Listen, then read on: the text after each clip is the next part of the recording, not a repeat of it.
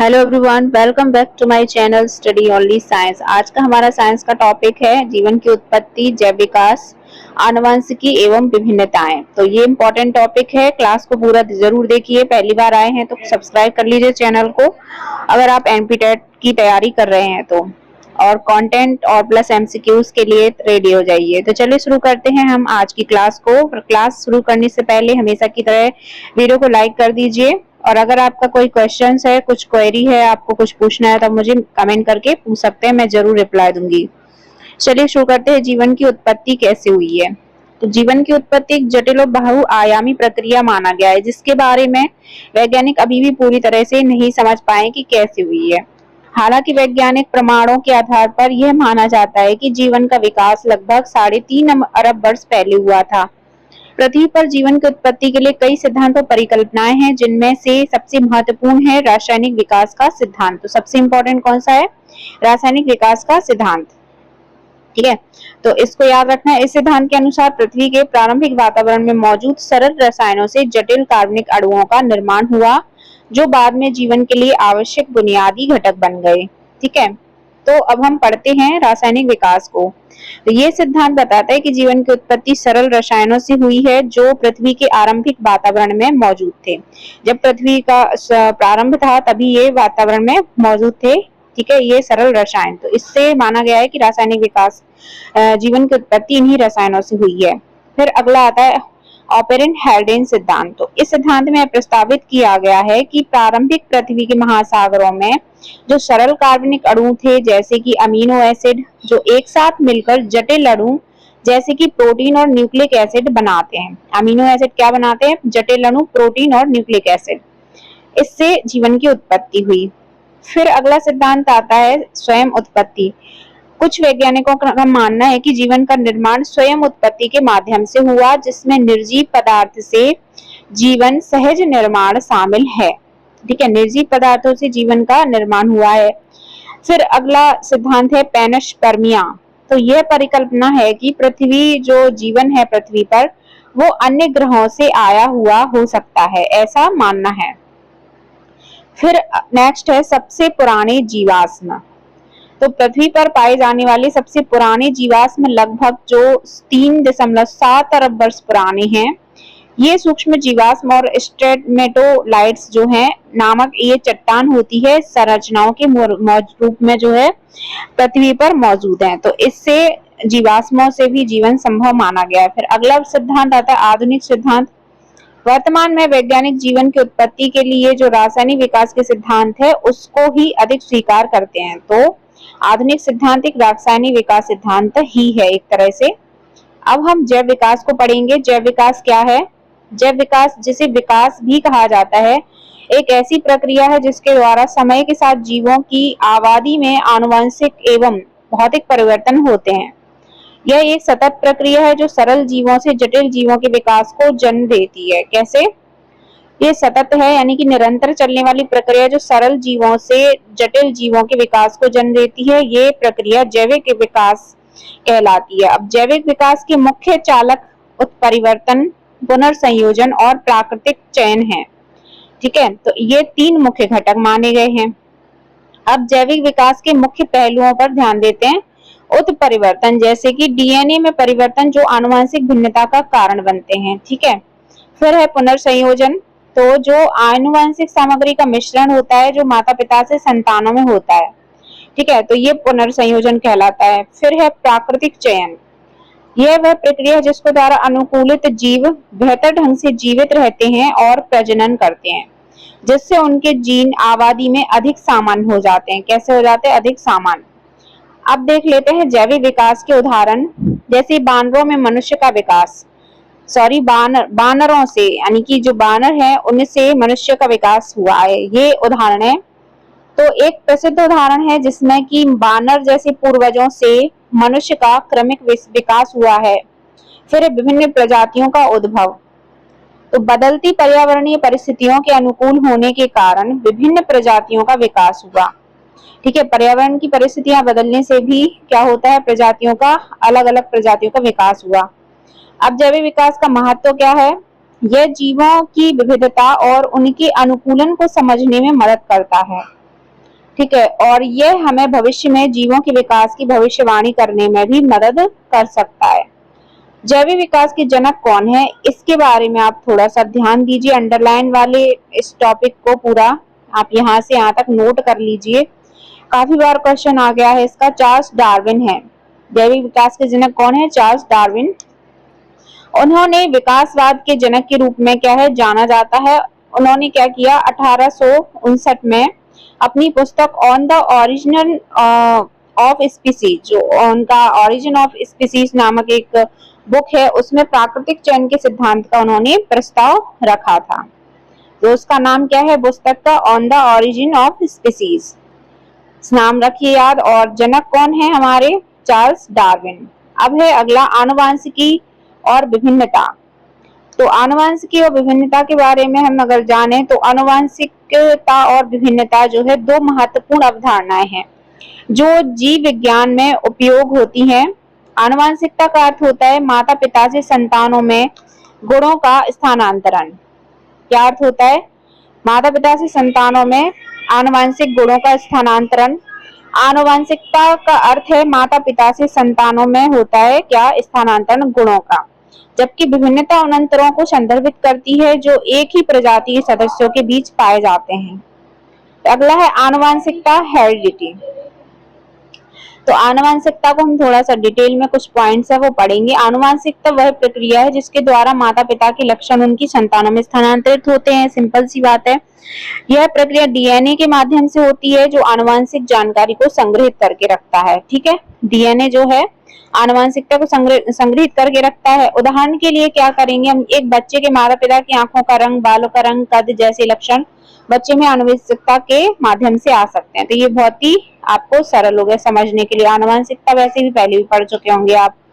फिर है विभिन्नता, ठीक है, वेरिएशन। तो इसके 3 बिंदु लिखे हैं यहाँ पे। विभिन्नता एक ही प्रजाति के सदस्यों के बीच पाए जाने वाले अंतरों को दर्शाती है। यह अंतर क्या है? आनुवंशिक या पर्यावरणीय कारकों के कारण हो सकता है। उदाहरण के लिए एक ही माता पिता की 2 संतान में कुछ अंतर हो सकते हैं, जैसे कि उनके चेहरे के भाव, व्यक्तित्व और शारीरिक बनावट। तो ये उदाहरण भी आपको आसानी से समझ में आ गया विभिन्नता के बारे में। आनुवंशिकता और विभिन्नता के बीच क्या संबंध है ये भी जान लेते हैं।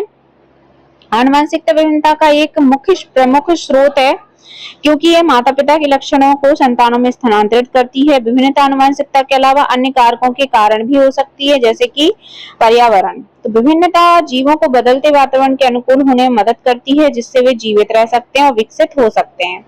ठीक है, तो ये दोनों के बीच अंतर हो गया। उदाहरण देख लेते हैं। एक ही परिवार के सदस्यों में आनुवंशिकता के कारण कुछ समानताएं हो सकती हैं, जैसे कि उनकी ऊंचाई, रंग, चेहरे के भाव। ठीक है, लेकिन विभिन्नता के कारण वे एक दूसरे से पूरी तरह से समान नहीं होते हैं। ठीक है, आपने देखा होगा आपके घर के ही भाई बहनों को तो पूरी तरह से समान नहीं होते, वो विभिन्नता हो गई। आनुवंशिकता कुछ कद काठी, रंग, ढंग। ठीक है, तो ये हमारे उसकी समानता हो गई। अब देख लेते हैं हम इम्पोर्टेंट वस्तुनिष्ठ प्रश्नों को। तो पहला प्रश्न है आनुवंशिकता किसे कहते हैं?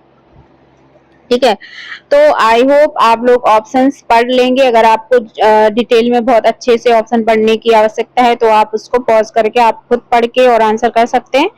नहीं तो मैं यहाँ पे आपको इन 1 शॉट में क्लास करा रही हूँ, क्योंकि हमारा सिलेबस भी बहुत बड़ा है और इसको कंप्लीट भी बहुत जल्दी से जल्दी करवाना है। सितंबर में, अगस्त में तो नहीं, खैर सितंबर में आपका एग्जाम हो सकता है 100%। ठीक है, तो पहला हमारा आंसर क्या हो जाएगा? ए। ठीक है, माता पिता के से संतानों में लक्षणों का संचरण होता है। ठीक है, माता पिता से संतानों में लक्षणों का संचरण होता है। ठीक है, फिर अगला प्रश्न है जेनेटिक्स शब्द का प्रयोग सबसे पहले किसने किया था? तो जेनेटिक्स शब्द का प्रयोग जो है वो सबसे पहले वेटसन ने किया था। क्या नाम है उनका? वेटसन, जेनेटिक्स का। अगला प्रश्न है आनुवंशिकता के जनक कौन है? तो आनुवंशिकता के जनक हैं ग्रेगर मेंडल। ठीक है, मेंडल आनुवंशिकता के जनक माने जाते हैं। फिर है एक जीन के 2 या 2 से अधिक रूप क्या कहलाते हैं? तो एक ही जीन के 2 या 2 से अधिक रूप एलील कहलाते हैं। क्या कहलाते हैं? एलील। तो इनका हमें आंसर याद रखना है, एलील कहलाते हैं। अगला प्रश्न है एक प्रभावी लक्षण वह होता है जो, क्या होता है? एक प्रभावी लक्षण वह होता है जो F1 और F2 दोनों पीढ़ियों में दिखाई देते हैं। कैसे? F1 और F2 दोनों पीढ़ियों में दिखाई देता है, प्रभावी लक्षण होता है। फिर अगला है पृथक्करण का नियम किसे कहते हैं या किससे संबंधित है। तो पृथक्करण का नियम जो है वो एलील से संबंधित है, इसको याद रखना है, इससे संबंधित है। फिर अगला है मनुष्य में कितने लिंग गुणसूत्र होते हैं। ठीक है, तो गुणसूत्रों की संख्या यहाँ पे नहीं पूछे, कितने लिंग गुणसूत्र होते हैं, तो इसका आंसर क्या हो जाएगा, आंसर इसका 2 हो जाएगा। 2 प्रकार के गुणसूत्र होते हैं। ठीक है, एक्स वाई। अगला प्रश्न है आनुवांशिक रोगों का एक उदाहरण है। तो आनुवांशिक रोगों का एक उदाहरण कौन सा हो गया, सिस्टिक फाइब्रोसिस। ठीक है, सिस्टिक फाइब्रोसिस आनुवांशिक रोगों का एक उदाहरण है। कैंसर, मधुमेह, सर्दी ये नहीं है। ठीक है, आनुवांशिक रोग ये होता है। ठीक है, अगला प्रश्न है डीएनए का पूरा नाम क्या है। तो डीएनए का पूरा नाम है डीऑक्सी राइबो न्यूक्लिक एसिड। ठीक है, डीऑक्सी राइबो न्यूक्लिक एसिड। और आरएनए का राइबो न्यूक्लिक एसिड। फिर अगला प्रश्न है पुनः संयोजन शब्द किससे संबंधित है। पुनः संयोजन शब्द जो है वो जीन विनिमय से संबंधित है। किससे, जीन विनिमय से। अगला प्रश्न है हमारा जीवन की उत्पत्ति का सबसे संभावित स्थान क्या माना जाता है। तो जीवन की उत्पत्ति से संबंधित सबसे संभावित स्थान है कौन सा, इसमें ऑप्शन के अनुसार वो है पृथ्वी का जलमंडल यानी कि महासागर। फिर आता है नेक्स्ट प्रश्न जीवन की उत्पत्ति के संबंध में ओपेरिन हेल्डेन सिद्धांत डैश पर केंद्रित है। अभी हमने सिद्धांत पढ़ा, तो ओपेरिन हेल्डेन सिद्धांत किस सिद्धांत पर आधारित है, ये पूछा गया, वो रासायनिक विकास सिद्धांत पर आधारित है। ठीक है, अगला प्रश्न है मिलर यूरे प्रयोग में डैश का उपयोग करके अमीनो एसिड का संश्लेषण किया गया था। तो किसका उपयोग किया गया था मिलर यूरे प्रयोग में, ये पूछा गया है। तो वो किया गया था सरल कार्बनिक अणु का। ठीक है, तो इससे जो अमीनो एसिड है उसका संश्लेषण किया गया था। अगला प्रश्न है प्रारंभिक पृथ्वी के वायुमंडल में डैश की प्रचुरता थी। जब प्रारंभिक पृथ्वी थी उसमें वायुमंडल में किसकी अधिकता थी या प्रचुरता थी। तो इसका आंसर है हाइड्रोजन, मीथेन और अमोनिया। हाइड्रोजन, मीथेन और अमोनिया की प्रचुरता थी। नेक्स्ट प्रश्न है निम्नलिखित में से कौन सा सिद्धांत बताता है कि जीवन की उत्पत्ति अंतरिक्ष से हुई है। तो अंतरिक्ष से जीवन की उत्पत्ति बताने वाला सिद्धांत हमारा है पैनस्पर्मिया, यानी कि इनका मानना, इस सिद्धांत का मानना ये है कि किसी अन्य ग्रह से पृथ्वी पर जीवन आया है। अगला प्रश्न है जीवन की उत्पत्ति के संबंध में कोएसरवेट्स ने से संबंधित है। कोएसरवेट्स किससे संबंधित है डैश ये बताना है। तो जीवन की उत्पत्ति के संबंध में कोएसरवेट्स जो संबंधित है प्रोटीन और लिपिड के समूह से। ठीक है, प्रोटीन और लिपिड के समूह से।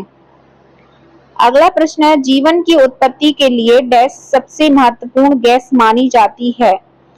तो सबसे महत्वपूर्ण गैस मानी जाती है कौन सी, हाइड्रोजन। ठीक है, हाइड्रोजन याद रखना है इसका। अगला प्रश्न है जीवन की उत्पत्ति का अध्ययन करने के लिए डैश का उपयोग किया जाता है। जीवन की उत्पत्ति का अध्ययन जब करते हैं तो किसका उपयोग किया जाता है। इनमें आंसर हमारा डी ऑप्शन होगा, उपरोक्त सभी। सुन लीजिए, भूविज्ञान, रसायन विज्ञान और जीव विज्ञान, इन तीनों का अध्ययन आवश्यक होता है। अगला है ओरिजिन और स्पीसीज नामक पुस्तक के लेखक कौन है। तो ओरिजिन ऑफ स्पीसीज जो नामक पुस्तक है उसके लेखक कौन है, डार्विन। अभी हमने पूरा नाम भी पढ़ा था, चार्ल्स डार्विन। ठीक है, तो इनकी ये पुस्तक है। अगला प्रश्न है जीवन की उत्पत्ति नामक पुस्तक को लिखा, ये दोबारा से रिपीटेड क्वेश्चन है, डार्विन ने ही लिखा है। ठीक है, ओपेरिन, मिलर, स्मिथ इनको भूल जाओ, डार्विन याद रखना है। जीवन की उत्पत्ति इस सिद्धांत से रिलेटेड या इस पुस्तक से रिलेटेड आपका नाम भी पूछा जा सकता है। ओरिजिन ऑफ स्पीसीज नामक जो पुस्तक है वो डार्विन ने लिखी है। जीवन की उत्पत्ति नामक पुस्तक को लिखने वाले कौन थे, ओपेरिन। ठीक है, तो यहाँ पे हमारा ओपेरिन आंसर हो जाएगा। ठीक है, तो इन दोनों में कंफ्यूज नहीं होना, डार्विन लिखा है चार्ल्स डार्विन ने ओरिजिन ऑफ स्पीसीज नामक पुस्तक, और ओपेरिन ने लिखी है जीवन की उत्पत्ति, ओरिजिन ऑफ लाइफ। अगला प्रश्न है जीवों के विकास इवोल्यूशन के संबंध में निम्नलिखित में से कौन सा अनुक्रम सही है। तो जीवों के विकास इवोल्यूशन में जो है कौन सा क्रम सही है ये पूछा गया है। तो है सैलामेंडर और अजगर कंगारू, सैलामेंडर अजगर कंगारू, ये आंसर, ठीक है, इसका आंसर सही है तीसरा। हाँ ये राइट है। अगला प्रश्न है डायनासोर रहे पैलियोजोइक युग में रहे हैं या सेनोजोइक युग में रहे हैं, मेसोजोइक युग में रहे हैं, प्लाइस्टोसीन युग में रहे हैं। तो डायनासोर कब रहे, तो इनके अनुसार रहे हैं मेसोजोइक युग में, ठीक है, मेसोजोइक युग में। अगला प्रश्न है मेमथ पूर्वज हैं, जो मेमथ है वो पूर्वज किसके हैं, वो है हाथी का, ठीक है, मेमथ पूर्वज है किसका, हाथी का। अगला है आर्कियोपेक्ट्रिस, ये है क्या है, तो जो आर्कियोपेक्ट्रिस है जो उसका क्या है ये, इसके बारे में पूछा गया है। तो जुरैसिक युग का सर्व पुरातन पक्षी है ये एक तरह से, ठीक है, जुरैसिक युग का सर्व पुरातन पक्षी जिसका नाम है आर्कियोपेक्ट्रिस। अगला प्रश्न है शब्द डेनिसोवन कभी कभी समाचार माध्यमों से किस संदर्भ में आता है, डेनिसोवन समाचार माध्यमों में किस संदर्भ में आता है, तो इसका आंसर है एक आदि मानव जाति या स्पीसीज के संदर्भ में आता है। अगला प्रश्न है आधुनिक मनुष्य के हाल का पूर्वज है, आधुनिक मनुष्य के हाल का पूर्वज कौन है, क्रो-मैग्नोन मानुस, ठीक है, क्रो-मैग्नोन मानस। अगला प्रश्न है भारत की विशाल वन्य बिल्लियों में किसके बारे में कहा जाता है कि वह हाल ही में विलुप्त हो गई हैं, कौन सी वन्य बिल्लियां हैं जो हाल ही में विलुप्त हो गई हैं, ये कहा जाता है, वो है चीता, ठीक है। अगला प्रश्न है जैव विकास के संबंध में सांपों में अंगों का लोप होने का को स्पष्ट किया जाता है, ठीक है, तो जैव विकास के संबंध में सांपों के अंग लोप होने को स्पष्ट किया जाता है, किससे किया जाता है, अंगों का उपयोग तथा अनुपयोग किए जाने से, ठीक है, उपयोग है या तो वो रहेंगे, उपयोग नहीं है तो धीरे धीरे लोप हो जाता है। अगला प्रश्न है विकास के उत्परिवर्तन सिद्धांत का प्रतिपादन किया था, तो विकास के उत्परिवर्तन सिद्धांत का प्रतिपादन ह्यूगो डी बीज ने किया था, ठीक है। अगला प्रश्न है जैव विकास को सर्वप्रथम किसने समझाया, तो जैव विकास को सर्वप्रथम समझाया था न्यूटन ने, ठीक है, न्यूटन ने। अगला प्रश्न है विकास के उत्परिवर्तन सिद्धांत का प्रतिपादन किया था, विकास के उत्परिवर्तन सिद्धांत का प्रतिपादन किया था ह्यूगो डी बीज ने, अभी हमने पढ़ा। नेक्स्ट प्रश्न है जैव विकास को सर्वप्रथम किसने समझाया, न्यूटन ने। फिर है हाइड्रोपोनिक्स क्या है, तो हाइड्रोपोनिक्स जो है मृदा विहीन पादप संवर्धन है, मृदा विहीन पादप संवर्धन है। अगला प्रश्न है पेडोलॉजी निम्न वैज्ञानिक अध्ययन से संबंधित है, तो पेडोलॉजी किसके अध्ययन से संबंधित है, यह है मिट्टी से, ठीक है, पेडोलॉजी मिट्टी के अध्ययन से संबंधित है। वृद्धावस्था एवं काल प्रभावन के विषय में ज्ञान प्राप्त करने की विधा को कहते हैं, वृद्धावस्था और काल प्रभावन की विषय में अगर ज्ञान प्राप्त करो उस विधा को क्या कहा जाता है, वो है जेरोटोलॉजी, ठीक है, जेरोटोलॉजी। अगला प्रश्न है जेनेटिक्स निम्न में से किसका अध्ययन है, तो जेनेटिक्स जो है निम्न में से किसका अध्ययन है, ये है आनुवंशिकता और विचरण का अध्ययन। नेक्स्ट है कीट संवर्धन क्या है, कीट संवर्धन क्या है या कीट संवर्धन किसे कहते हैं, तो यह कीटों की वृद्धि करने का विज्ञान, ठीक है, कीटों की वृद्धि करने का विज्ञान। अगला प्रश्न है जीर्ण यानी कि वृद्ध होने की प्रक्रिया के अध्ययन को कहते हैं, जीर्ण होने की प्रक्रिया को या वृद्ध होने की प्रक्रिया के अध्ययन को क्या कहा जाता है, वो है जेरोंटोलॉजी। नेक्स्ट है जेरोंटोलॉजी निम्नलिखित में से किसके अध्ययन से संबंधित है, तो ये वृद्ध के अध्ययन से संबंधित है, ठीक है। अगला प्रश्न है वर्मी कल्चर में प्रयुक्त वर्म होता है, वर्मी कल्चर है जो उसमें प्रयुक्त वर्म क्या होता है, वो होता है अर्थवर्म, ठीक है, यानी कि धरती में पाए जाने वाले, जमीन में पाए जाने वाले कीड़े। अगला प्रश्न है विटिकल्चर के द्वारा निम्नलिखित में से कौन एक उत्पादित होता है, तो विटिकल्चर में से कौन एक उत्पादित होता है, वो है अंगूर, ठीक है। नेक्स्ट है सब्जी के लिए काम आने वाले पौधों के अध्ययन को कहते हैं। सब्जी के लिए काम आने वाले पौधों के बारे में अध्ययन को क्या कहते हैं? ओलेरीकल्चर। अगला प्रश्न है लेक्सिकोग्राफी का संबंध है। तो लेक्सिकोग्राफी का संबंध है गुप्त लिखावट से। ठीक है, लेक्सिकोग्राफी कहते हैं गुप्त लिखावट को। अगला प्रश्न है मधुमक्खी का उपयोग किया जाता है। तो मधुमक्खी का उपयोग या मधुमक्खी का अध्ययन किया जाता है किस तरह से? इसका आंसर है एपीकल्चर को। मधुमक्खी पालन या मधुमक्खी का अध्ययन करना एपीकल्चर कहलाता है। ठीक है। रेशम कीट को कहते हैं, रेशम कीट पालन को क्या कहा जाता है? रेशम कीट पालन को कहा जाता है सेरीकल्चर। ठीक है, सेरीकल्चर। नेक्स्ट है पोलियो वनस्पति के अंतर्गत अध्ययन करते हैं, स्टडी अंडर पोलीफ्लोरा। तो इसके अध्ययन को पैलियो वनस्पति के अध्ययन को हम क्या कहते हैं? इसको कहते हैं इनमें से कोई नहीं। ठीक है, इसका आंसर जंतु जीवाश्म का, शैवाल का, फफूंदी का, इन अध्ययन का नहीं, इनको इनमें से कोई नहीं। इसका हमें आंसर आगे मिलेगा। अगला प्रश्न है जैविक जगत में होने वाले कार्य गुण व पद्धति के अध्ययन के इस ज्ञान को मशीनी जगत में उपयोग करने को क्या कहते हैं? तो इसका आंसर है हमारा बायोनिक्स। ठीक है, जो कार्य जैविक जगत में होने वाले कार्य गुण पद्धति के अध्ययन के इस जो ज्ञान है उस मशीनी जगत के उपयोग को हम क्या कहते हैं? बायोनिक्स। नेक्स्ट प्रश्न विभिन्न संस्कृतियों के वैज्ञानिक विवरण के तुलनात्मक अध्ययन को कहते हैं। विभिन्न संस्कृतियों के वैज्ञानिक विवरण है उनके तुलनात्मक अध्ययन को क्या कहा जाता है? इथनोलॉजी। अगला प्रश्न है निम्नलिखित विषयों में से कौन सा विषय जनसंख्या एवं मानव जाति के महत्वपूर्ण आंकड़ों के अध्ययन से संबंधित है?